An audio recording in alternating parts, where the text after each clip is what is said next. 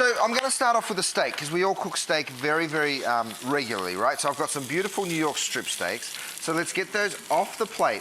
The good thing about cooking a steak or a pork chock or even a chicken breast is you need to let it rest. So even though I'm sticking that on my plate with mashed potatoes, I actually don't want to eat it for like 3-4 minutes, right? Into that hot pan. Now, one thing that a lot of us do is we think that we need to go and clean that pan.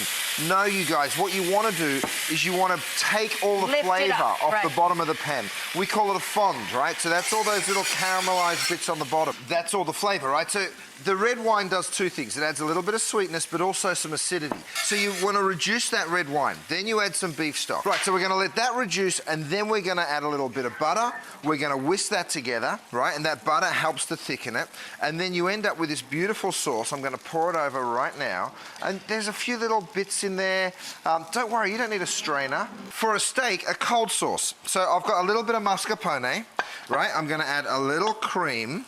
Or you could use sour cream or creme fraiche, or you could do horseradish. Horseradish, so fresh grated horseradish. For steak, period. It's so good. It's just delicious. So you just go ahead and grate that fresh horseradish in, and then a little bit of lemon juice. So get half a lemon, you squeeze that in, just a few drops. You don't need it to go crazy, right? Some salt and pepper, you mix that together.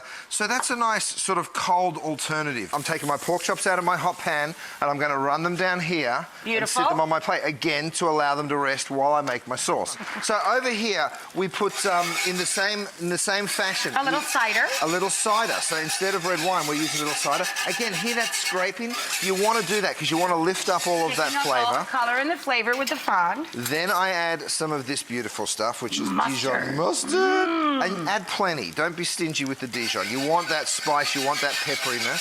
So you whisk that together. Again, you finish it with butter. You'll see a little theme here. I keep throwing a little butter in towards the end. Gloss your sauce. Gloss your sauce. And then you turn off the heat, right? Now that's an important part because that butter will melt. You don't want it to separate. You want it to sort of hold together. Now listen, if you want it to go in a totally different direction, right? I've got some fresh ginger. I love the smell of fresh ginger.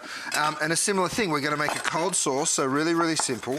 You go ahead and, so this is made with tamari. I mean, look, it's a great alternative to soy, but very, very similar in flavour, of course.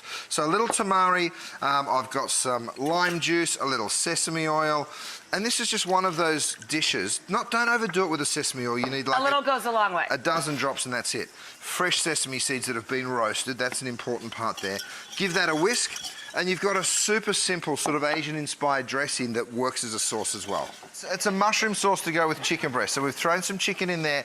Go ahead and toss a big handful of mushrooms into this pan. Yeah. What kind of mushrooms are we So we've got some portobello. I've gone ahead and put the mushroom straight in the pan that we cooked the chicken in. There's a little bit of residual fat, right? Right. But then I toss in a little butter. You let that melt down. So in the way that you thicken a sauce, we use roux quite often, right? We're going to do the same thing. We've got a little butter that we're going to melt because we want that butter, the flavour to get into those mushrooms. Because the butter glosses the sauce, because I'm a foodie.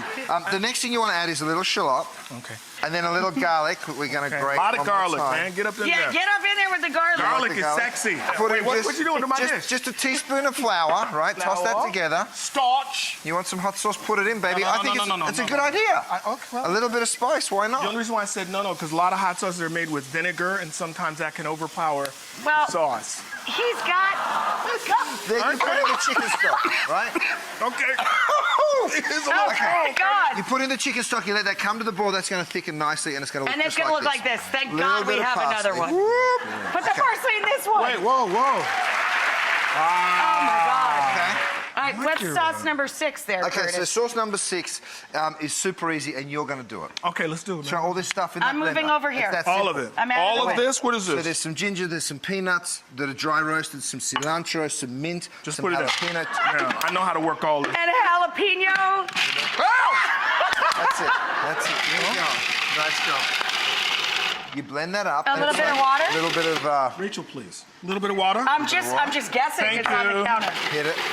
No, wait, what is this sauce called again? Well, look, it's kind of like a pesto. It's kind of like a gremolata. It's an emulsion, right? So you're using the acid from the lemon juice and then the rich fattiness from the peanuts. Oh, yeah.